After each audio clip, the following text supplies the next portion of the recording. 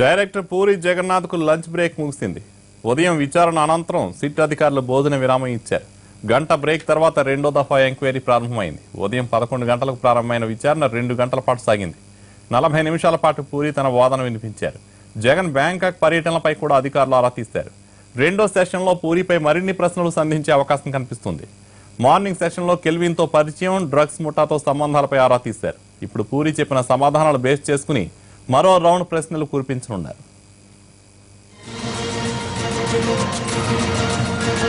Morning సెషన్లో పూరి జగన్నాథ్ను 3 కోణాల్లో SIT అధికారులు విచారించారు. Puri personal life, cinema industry, drugs వ్యవహారంపై ప్రశ్నలు అడిగారు. విచారణ ప్రారంభం కాగానే 40 నిమిషాల పాటు తన గురించి తాను చెప్పుకున్న పూరి జగన్నాథ్ కెల్విన్తో తనకు పరిచయం ఉందని పూరి జగన్నాథ్ ఒప్పుకున్నాడు. ఇండస్ట్రీలో కొంతమంది తనకు కెల్విన్ను పరిచయం చేశారని పూరి చెప్పినట్టు తెలుస్తోంది. పూరి కూడా కెల్విన్ను మరికొంతమందికి పరిచయం చేశాడు. సినిమా ఇండస్ట్రీలో పబ్ కల్చర్ సాధారణమని, తన సినిమాల్లో కూడా పబ్ సీన్స్ ఎక్కువగా ఉంటాయని పూరి వివరించాడు. అందుకే ఈవెంట్ ఆర్గనైజర్స్, పబ్ ఓనర్స్ తో పరిచయం ఉందని పూరి చెప్పాడు. కెల్విన్ కూడా ఈవెంట్ ఆర్గనైజర్ గానే తనకు పరిచయం అని పూరి చెప్పాడు. అంతకు మించి కెల్విన్ గురించి ఎలాంటి స్పష్టమైన విషయాలు చెప్పలేకపోయాడు. పబ్లలో ఎక్కువగా డ్రగ్స్ వాడేవారని, ప్రతి వీకెండ్ సన్నిహితులతో పార్టీలు చేసుకుంటారని వివరించాడు.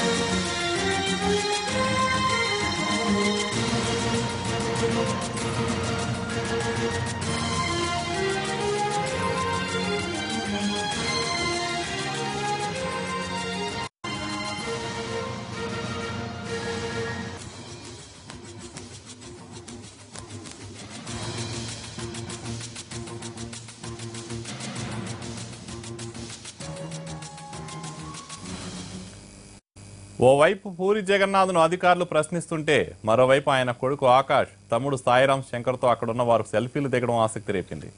ఆబ్కారీ కార్యాలయానికి పూరితో పాటు కొడుకు, తమ్ముడు కూడా వచ్చారు.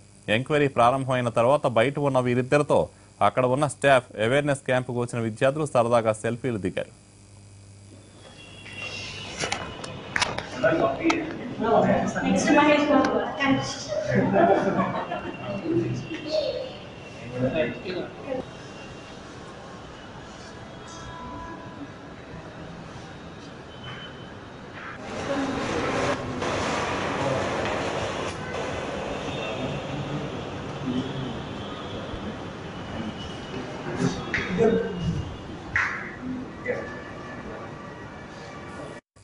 సిట్ విచారణలో ఉన్న పూరి జగన్నాథ్ లంచ్ బ్రేక్ అక్కడే తీసుకున్నారు. తాజ్మహల్ హోటల్ నుంచి ఆర్డర్ చేసిన ఫుడ్ ఐటమ్స్ అన్ని ఓ కారులో అబ్కారీ కార్యాలయానికి తీసుకెళ్లారు. పూరి జగన్నాథ్ హోటల్ ఫుడ్ ని తిన్నారు.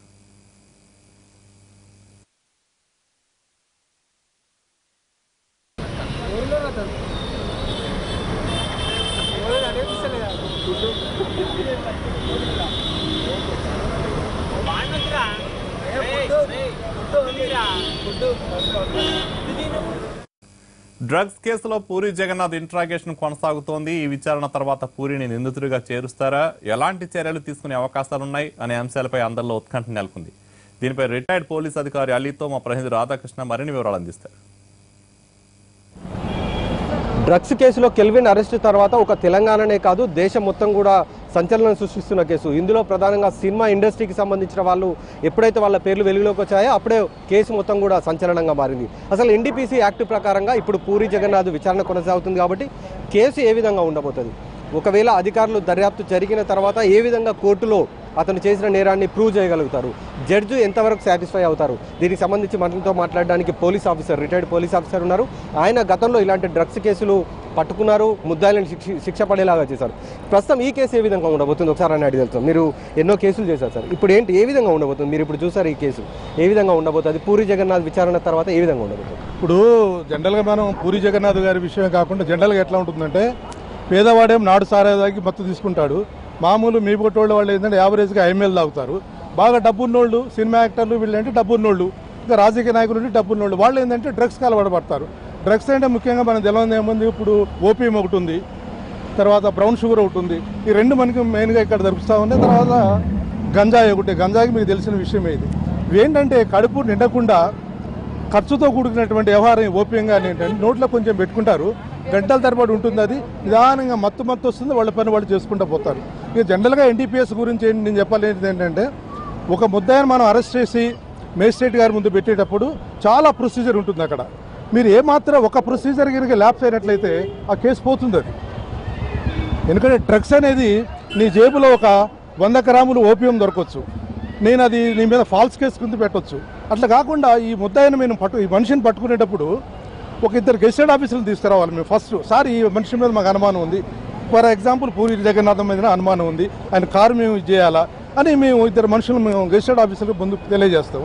వాళ్ళు ఏం చేస్తారంటే విషయం తెలుసుకుని సరే సార్ అంటే వాళ్ళు మేము తీసుకొని పోయి ఆ కారు అటకాయించడము, అతను ఇల్లు చెక్ చేయటము, మనిషి బయట ఉన్నప్పుడు ఆయన ప్యాంటు షర్టు చెక్ చేయటము, వాళ్ళ పక్కన చెక్ చేస్తే దొరికింది అనుకోండి, అప్పుడు గెస్టెడ్ ఆఫీసుల ముందు సీజ్ చేసి మేజిస్ట్రేట్ గారి ముందు పెట్టాలి. That is the procedure. అంతేగాని ఏదో ఆయన జేబులో దొరికినా దొరకపోయినా ఇంకా అట్లా కాదు. సరే ఈ కేసు విషయానికి వస్తే ఎట్లుంటుందంటే, వీళ్ళు కన్జ్యూమర్స్ అంటారు. వీళ్ళని దీన్ని నోట్లో పెట్టుకొని మత్తుకొరుగు చేసేవాళ్ళైనా కన్జ్యూమర్స్ అంటారు.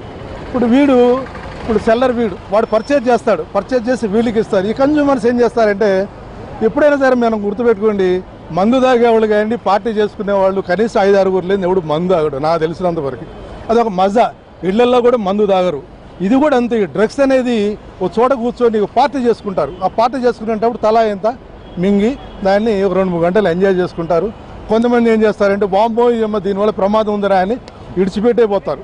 నాకు కూడా మాకు దొరికిన కేసెస్లో ఆ రోజుల్లో కూడా డ్రగ్స్ అలవాటు ఉన్న వాళ్ళు మమ్మల్ని చూస్తే ఎటో వెళ్ళిపోయేది, బాంబో పట్టుకుంటే ఇదవుతుందని. జనరల్గా ఏంటంటే డ్రగ్స్ కూడా 48 అవర్స్లో కూడా మనం దాన్ని చెక్ చేస్తే బాడీ అది తెలిసిపోతుంది మనకి. అది దానికి చెక్ చేయడానికి కెమికల్ ఎగ్జామినర్ ఉండాలి పక్కమటి. పట్టుకోగానే సరిపోలా, ఇదేదో పట్టుకొని ఇది నల్లమంది అంటే కుదరదు. దీన్ని చెక్ చేయాలి మీరు. ల్యాబ్ అసిస్టెంట్ గారు చెక్ చేసి సర్టిఫికేట్ ఇచ్చి సార్ ఇది నల్లమంది ఒరిజినల్, ఇది దీంట్లో డూప్లికేట్ ఉంటుంది. మీకు తెలిసే తెలియదు. ఇంకో విషయం చెప్తున్నా, మీరంతా తెలంగాణ హైదరాబాద్ మీద పడుతున్నారు, కానీ ఆంధ్రాలో చాలా ఉందండి.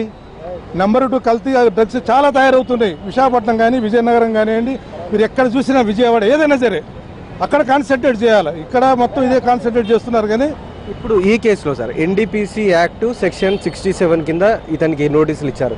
దీని ద్వారా ఏం జరగబోతుంది? పూరి జగన్నాథ్ని కేవలం వాంగ్మూలం రికార్డ్ చేసి పంపిస్తారా, లేకపోతే ఏం చేస్తారు? అధికారులు ఏ విధంగా పూరి జగన్నాథ్ మీద నేరం మోపగలిగే అవకాశం కనబడుతుంది? జనరల్గా ఏంటంటే మాకు మెటీరియలైజ్డ్ అయింది కాబట్టి ఫస్ట్ ముద్ద ఏమని దొరికాడు కాబట్టి దీన్ని ఎవిడెన్స్ ఇంకా బలంగా కావాలంటే ఈ కన్జ్యూమర్స్ ఎవరు, వీళ్ళ దగ్గర ఎంతమంది తీసుకుపోయారు, ఇది మాకు ఎవిడెన్స్గా వస్తుంది.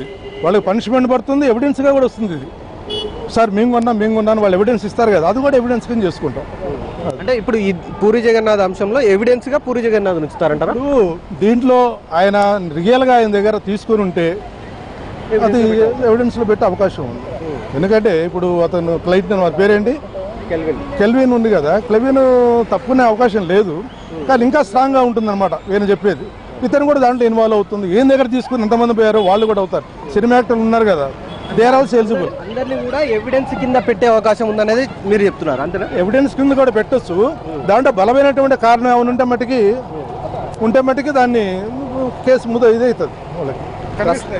రైట్. ప్రస్తుతం అధికారి చెప్తున్నది ఏంటంటే మొత్తానికి ఈ కేసులో కెల్విన్ నుండి తీసుకున్న వీళ్ళందరినీ కూడా ఎవిడెన్స్గా పెట్టే అవకాశం కనబడుతుంది. అంటే కేసుని చాలా పటిష్టంగా బలంగా ఉంచడానికి వీళ్ళందరినీ విచారిస్తున్నారు కాబట్టి వీళ్ళు చెప్పే ఆధారాలు చాలా ఎవిడెన్స్గా ఉపయోగిస్తాయి. కోర్టులో కేసు కూడా చాలా స్పష్టంగా ప్రూవ్ అయ్యే అవకాశం ఉందనేది మనతో రిటైర్డ్ అధికారి చెప్తున్నాం సార్. కెమెరామెన్ లక్ష్మణ్తో